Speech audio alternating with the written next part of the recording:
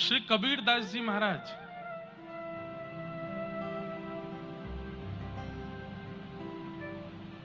माता पिता के गर्भ से जन्म नहीं हुआ उनका, कैसे प्रकट हुए? हमारे भारत के आचार्य परंपरा के एक आचार्य प्रवर परम पूजनीय प्रातस्मरणीय अनंत श्री विभूषित श्री रामानंदाचार्य जी महाराज, जगत गुरु श्री रामानंदाचार्य जी महाराज काशी में निवास करते थे। तो जब वो अपनी कुटिया पे बैठ करके भजन करते थे तो एक ब्राह्मण परिवार का एक व्यक्ति, उसका नियम था रोज पत्र पुष्प तोड़ करके ले जाना, श्री रामानंदाचार्य जी महाराज को प्रदान करना ताकि वो अपनी सेवा में उसको प्रयोग में ले सकें। सब लोग इधर देखो, ध्यान से सुनो, ध्यान से सुनना।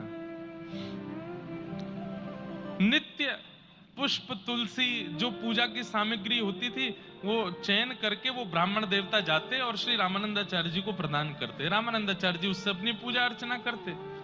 एक दिन वो ब्राह्मण बहुत अस्वस्थ हो गया, जा नहीं पा रहा था, तो उसने अपनी एक बेटी को कहा कि तुम चले जाओ। दुर्भाग्य से उसकी जो बेटी थी वो बाल विवाह उसका हुआ था और वो बालक अवस्था में ही विधवा हो गई थी, उसके पति नहीं था। पिताजी ने कहा कि बेटी आज पत्र पुष्प तुम दे करके आओ महाराज जी को। वो बालिका निकली। श्री रामानंदाचार्य जी महाराज और भी कई संतों के ऐसे नियम होते हैं कि वो माताएं बहनों से पर्दे में ही मिलते हैं, सन्मुख नहीं मिलते। तो जैसे ही बालिका आई तो एक झीना सा पर्दा लगा हुआ था सामने। उन्होंने तुरंत अंदर से कहा, लाली पत्र पुष्प नीचे से दे दो बाहर। बालिका ने पर्दे के नीचे से पत्र पुष्प दे दिए। अब संतों का नियम होता है कि जब कोई माताएं आती हैं, बहनें आती हैं, तो कुछ ना कुछ प्रसाद जरूर देते हैं। बालक आवे, माताएं आवे, बहन आवे, संत जन कहते हैं रुक जाओ, कुछ लेके जाओ। तो रामानंदाचार्य जी बोले थोड़ी देर बैठो, कुछ प्रसाद देता हूं। अपने ठाकुर जी की आराधना करके ठाकुर जी को निवेदित किए गए जो पुत्र पुष्प थे उन्हीं को लेकर के कहा, बिटिया लाओ अपना पल्लू करो, हम देते हैं प्रसाद। अब उस बालिका ने जब पल्लू किया, पता नहीं रामानंदाचार्य जी के मन में क्या आया, और वो पत्र पुष्प देते हुए कह दिया, पुत्रवान भव।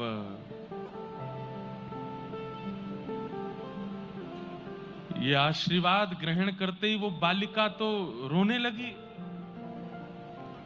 बोले तुम रो क्यों रही हो? तो रोते रोते उसने बताया, महाराज जी मैं बाल विधवा हूं, मेरा विवाह हुआ था पर मेरे पति चले गए और आपने मुझे ऐसा आशीर्वाद दे दिया है कि अब इस आशीर्वाद को ये कैसे फलित होगा, ये कैसे संभव हो सकता है? रामानंदाचार्य जी बोले, हमारे मुख से, हमारे भजन का, हमारे तप का, हमारे वेद अध्ययन का यही फल हमको मिला है कि हमारे मुख से कुछ असत्य नहीं निकल सकता। पता नहीं ठाकुर जी की कौन सी लीला घटने वाली है।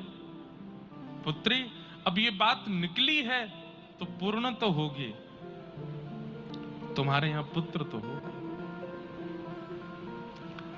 वो बालिका तो रोते हुए वहां से भागी अपने वो पल्लू लेकर के, लेकिन रामानंदाचार्य जी बड़ी चिंता में आ गए। ये रामानंदाचार्य जी कौन है बंधुओं? ध्यान से सुनिएगा।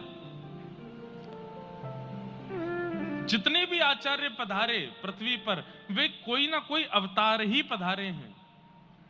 दक्षिण भारत में हमारे श्री भाष्यकार शेषावतार रामानुज स्वामी जी महाराज, जिनकी कृपा से आज तिरुपति बालाजी के दर्शन होते हैं, जिनकी कृपा से पद्मनाभ भगवान के दर्शन, जिनकी कृपा से श्री रंगनाथ भगवान के दर्शन होते हैं,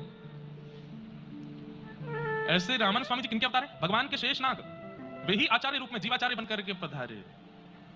वे ही त्रेता में लक्ष्मण बने, द्वापर में बलराम बने और कलयुग में श्री रामानुजाचार्य